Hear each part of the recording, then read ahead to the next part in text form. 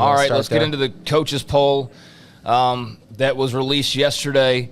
And always interesting to see these polls out. I don't know why we really care about the coaches poll at the start of the year, and we're going to find out why in just a second, because the coaches aren't voting on this, for one. If they are, it's few and far between. This is some, trainer or student assistant, I think, are filling these out at this early stage of the season. And we know during the season it's not always the head coaches as well, but the coaches poll is of note. Alabama, Ohio State, Georgia, Clemson, and Notre Dame are your top 5.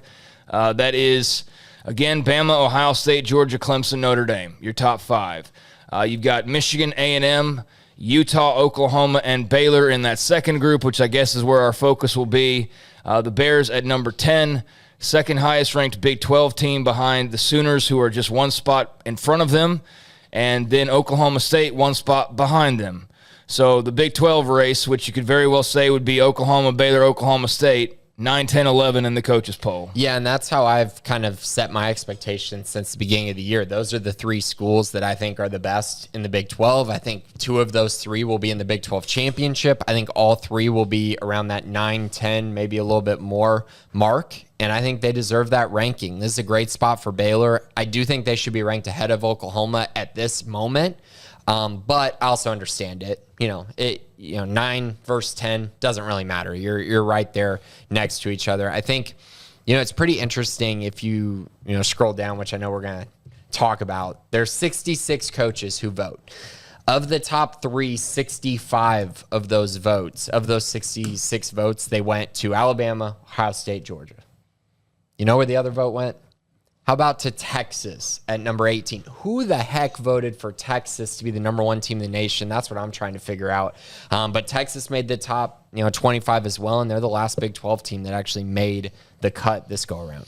Yeah, I don't know who voted them. I saw some people say that perhaps it was Nick Saban because they play them early on.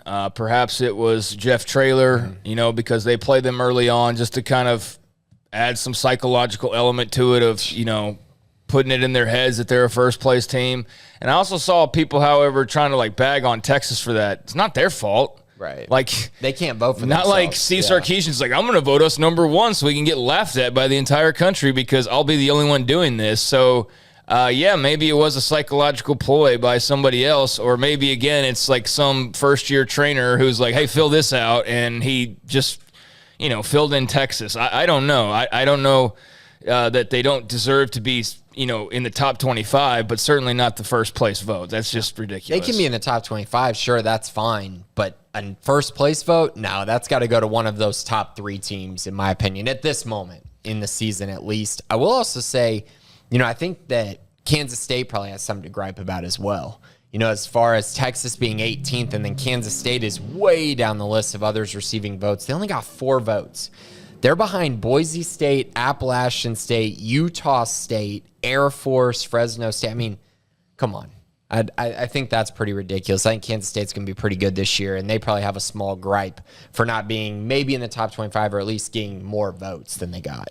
Yeah, I think there was a couple of others. I mean, BYU deserves to be in this poll. Yeah, I think so, too. I think to not have them is just, I don't know, some smart people would probably try to pass that off as, they played Baylor early and want to see that game first, but nobody's that smart when they're thinking about this poll, and that's not how you do it anyways. You don't do it to set up something. It's just you vote to the top 25 best teams. That's what you're supposed to do. So I don't think everybody did that in this exercise, but what else is new? They don't always do that in this top 25 because I don't know how many people who have votes really could fill out a top 25 without having to do some research. And most people would have to do research. I'm not bagging on that, but I mean, would really have to think hard to figure out, be on 5 teams where everybody else is supposed to go. Right, and most of those people don't do the research. So you're just kind of throwing together this list. And, I mean, that's why I think there's some teams on here who probably shouldn't be on here.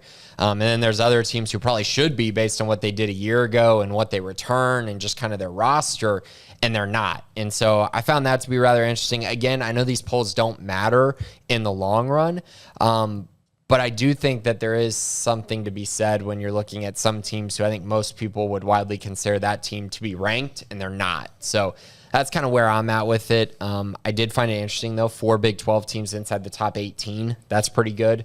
2 inside the top 10. So I think as far as the Big 12 goes, pretty good spot honestly, to make some noise, even though the Texas one is probably a little questionable. Yep. So again, Oklahoma at 9, Baylor 10, Oklahoma State 11, Texas at 18, and then you've even got Cincinnati at 22 and Houston at 25. So even if you took Oklahoma and Texas out, you'd still have the same amount of Big 12 teams in theory. But that is nice that the SEC will get that automatic top 25 from Oklahoma and Texas every single year, because we know that no matter what one of them does, they still end up in the top 25 every single time, no matter what, which is amazing how that happens. But yeah, it's like that, and that's why, dude, I kind of roll my eyes with this things, because I see that happen every single year, and I'm just like, okay, we're going to do this again. It's just, It's the same thing. But it is of interest that Baylor's at 10. I think that's a nice spot for them. I don't think that they necessarily should be getting top 5 votes right out of the gates, and I don't think they should be like 20 and below either. I think they're a very firm top 15 type team in the country right now on paper, and that's where they find themselves. So I think that's fair, and I definitely think that they're right, arguably right there with the 2 Oklahoma schools. So that seems about right. Yeah, I think if I'm looking at this, I don't think there's anyone below them that I could talk myself into ranking higher than Baylor. And then when I look above, there are a few schools I'm like, I think Baylor might be better than them. I mean, A&M, I think Oklahoma. And honestly, I think Utah as well. I know Utah's everyone's darling this year, and everyone's talking about them winning, the national championship and going to the college football playoff and just being like some juggernaut.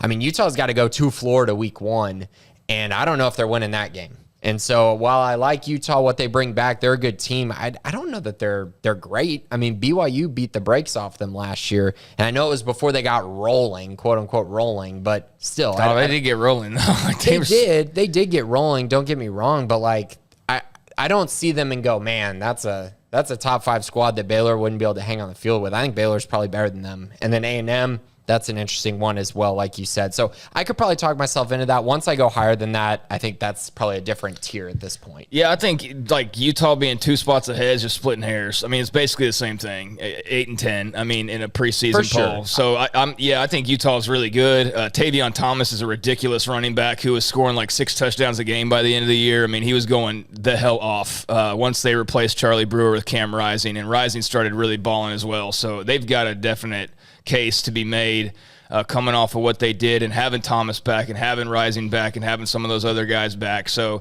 that would be a great game, Utah and Baylor. I don't think they're better than Baylor, but I think, somebody's got to go in front of somebody else. So that's pretty fair. But yeah, beyond that, I don't see anybody that should be above them, Baylor that is. And definitely think they could go hang with A&M, think they could hang with Utah and Oklahoma, and, then gets into different territory when you're talking about the Ohio States and Georgias and those teams. But yeah, I could probably hang with, Michigan or Notre Dame or whoever. Yeah, I think it's pretty cool that we're sitting here and going, they could hang with these teams. I mean, I think I look at this list and I go, they could hang with a lot of these teams this year. And, whether they beat them or not, that's totally up in the air. And whether Baylor goes, 11-1 because I'm saying that isn't really the case that I'm saying. It's more on any given Saturday, I think Baylor could hang with most of these teams. Now, again, that doesn't mean they're going to go 11-1 and beat every team on their schedule. It's more about the talent level that Baylor has, the depth that they have, and I think it just speaks to the depth of the roster and the talent they've been able to assemble. So good for them. Top 10 team.